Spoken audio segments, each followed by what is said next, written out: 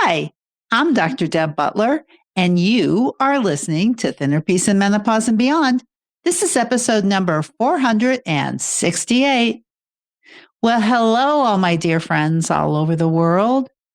You can see me and you can hear me, so you can hear me on your favorite podcast platform, or you can watch me on YouTube. I'm both places now. And today I wanted to share with you a letter that I received from a listener. And I think that you can relate to it. And she has so much of my own story in it. So I thought I could read the letter, I could answer some of her questions, and it might help her, it might help you. And it really is a good reflection for me on where I once was. So, my whole process of Thinner Peace was all about me for 30 years doing Weight Watchers and never being connected to my body, only being connected to how many points that I could eat and making sure I got those points. And it really didn't matter if I was hungry or not. I wanted it to be healthy, but really I wanted it to be low points more than I wanted it to be healthy. And that's the way I gained and lost 20 to 30 pounds for many, many, many years. And that's just a quick story, but I received this letter from Roz when I sent out an email. You may have received it, just asking you what you've gotten from my podcast, any aha moments, anything you would like me to know about my podcast, or any questions that you have. So Roz sent me back a really in-depth letter, and I thought I could answer some of it, reflect on it a little bit, and I think it'll help you too. So here's her letter. And she's answering the question when I said, have you had any aha moments? What have you learned? So this is how she replied. For me, I began to realize I was eating to not waste food, coming from a fear of being hungry. I was poor growing up and sensed the lack. Though I don't remember ever really being hungry, there is a pervasive need not to waste food. Now, in my podcast a lot, I'm talking as myself now and getting out of Roz's letter. Wasting food, you can either waste food, W-A-S-T-E, or you can waste food, W-A-I-S-T. And I think a lot of people have this mentality of they'd rather eat the food than waste the food, even though you're going to end up W-A-I-S-T instead of throwing it in the garbage. So I think that's interesting because there's probably a lot of you who feel the same way about food and would rather eat it than waste it. She also says that the Weight Watcher mentality of hoarding points and eating between the 7s or higher, withholding food, then going overboard, mostly with points, but still allowing hunger to emerge like an angry dog or wild beast, then needing to satisfy myself with larger quantities of food to slake the hunger. And I'm just responding to that's exactly how I used to use Weight Watchers too. And what an aha moment it was for me when my first coach just said to me, why do you eat when you're not hungry? And do you know when you're hungry? And do you know when you're full?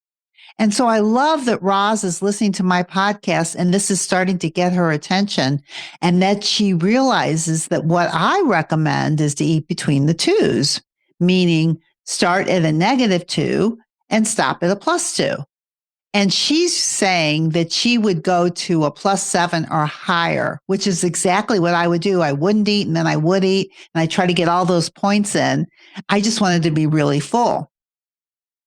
So then she goes on to say, I practice intermittent fasting and would let my hunger go for days at a time, but I found I was really a wild beast at the end of a fast, or pushing myself to only eat during a 4-hour window of a fast, or pushing myself. Now I feel like I understand my hunger more. Not all the emotional components, but the physical hunger I can now understand. I still fast after my supper until I feel hungry in the morning, maybe close to 14 or 16 hours, depending on how I feel. Now, by eating on a more regular schedule, I don't get ravenous and it's easy to stop when I sense the fullness. I always thought I needed to be really full after eating, and I would eat a lot of good, nutritious food. Maybe not enough sustaining food, either fat or protein, to satisfy me longer. But if my stomach wasn't full, maybe a 7 or 8, plus 7 or 8, my plate or bowl empty, I was not done. So I just want to respond to that because again, that's exactly what I was doing all the time is I wanted to feel really full and I was really afraid of going hungry. So the way that I would use the points is to get as many points in as I could. I never even noticed how full I was. I just wanted to be really full. And I probably did exactly what Roz did is I filled myself up probably to a 7 or 8 and let myself get really, really hungry, probably like a -5 or a -6, knowing I was going to stuff myself and I was still going to lose weight. And that's what happens with external diets, even something like Weight Watchers, is that when you're not connected to your own body, your own physical fullness and hunger, this is what happens. And so Roz is like singing my story. So I love that she responded to my email on her aha moments because much of what she's saying is what I learned once I was asked, do I know when I'm hungry and do I know when I'm full? So let me go ahead and finish her letter because it's all just such good stuff. She says that I am practicing using smaller portions and stopping when I am satisfied. So I'm assuming when she says I'm satisfied, that she's talking about being a +2. I put my leftovers away for the next meal. I am not able to throw away food. It bothers me in the extreme. That'd be some good coaching for somebody. And interesting that she sees it, but at least she's not eating it. She goes on to say, so she says that I put my leftovers away for the next meal because she's not able to throw away the food because it bothers her. For me, I think intermittent fasting was a healthy punishment to lose weight. I would begin by binging. My emotional binging is something I am becoming aware of and letting myself sense my emotional lack or overwhelm and allowing myself to acknowledge it is helping me. Exactly. It's the awareness that when you're not physically hungry, you're probably feeling something emotional and that you're trying to fill it with food. Roz, you are just spot on and so aware. She goes on to say, I am early in this journey, but I have been walking the path of dieting my whole life. Me too, Roz, my story. I have been trying to pay attention, and now I feel like I have been given a key to understanding myself. And that, as you say, is ridiculously easy. I feel like I am losing weight, but the scale does not reflect that yet. I am making peace with myself as I am honoring my intentions. I am learning to love and take care of myself. I have faith that my body will find its way toward its optimal weight. This may not be what I always struggle to maintain, or maybe it will. I am paying attention and I'm looking forward to finding myself and my body wherever it lands. My whole life, I have been at war with myself, and now I am no longer at war. I am at peace, listening and waiting to see what I can learn. Thanks for the insight into mindful eating practice, to say the least, mindful eating practice. This is my thinner peace process and my thinner peace practice, which is even, it's comprehensive, insightful, mindful eating, I would say, because it involves so many different things.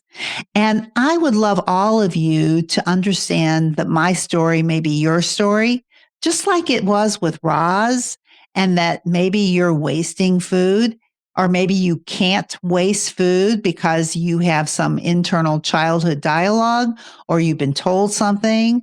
But as you start beginning to honor your own body, you realize that even if you can't throw it in the waste can, you can put it away and not put it in your body. That is the first step. So congratulations on that too, Roz. And, you know, I would say for those of you who have been on diets for a long time and you're in menopause, your body really is screaming in many, many ways for your attention. And There's never been a better time to take care of yourself. And if you have never learned how to take care of yourself before, now is a good time to love and take care of yourself. Make peace with your body, make peace with food. It sounds like that's what Roz is beginning to do. You know, when it comes to the scale, making peace with the scale is as important as anything else. And the way that she reflects it is that she's not seeing the weight loss on the scale yet, but it also sounds like she's at peace with it. That, you know, sometimes you don't really know what your exact weight might be until you just start eating between the twos and learning how to eat and learning how to eat when you're hungry and stop when you're full, learning how to take care of your emotions, learning how to feel your emotions and not feel your emotions. And that's usually later after you get the physical hunger scale. So it sounds like Roz is on her way to working with the emotional hunger scale and noticing when she's eating if she's not hungry. But right now, what I see from her letter is that she's making peace and she's not at war anymore. And if you've been at war with your body or with food, menopause is a good time to stop it and to make a peace treaty. And it's called Thinner Peace. So if this is something that's interesting to you, and you're anything like Roz, number one, maybe you don't even know that I have Jumpstart Wednesdays now where you can meet me every Wednesday at 1:00 Central for 30 minutes and I'll teach you something. I'll answer your questions. I'll coach you. And it's all a Jumpstart free platform on Zoom. If you're interested, all you have to do is go to drdebbutler.com/jump and you can join. It's that simple. And I'd love to see you next Wednesday because I'm going to be talking about a hot topic. And Roz, thanks so much for your letter. And all of you, thanks so much for listening. And of course, I would never, ever, ever end this podcast without saying to you, no matter where you go or what you do or who you're with, please, please, please be very kind to yourself. And I will see you next week. Bye-bye.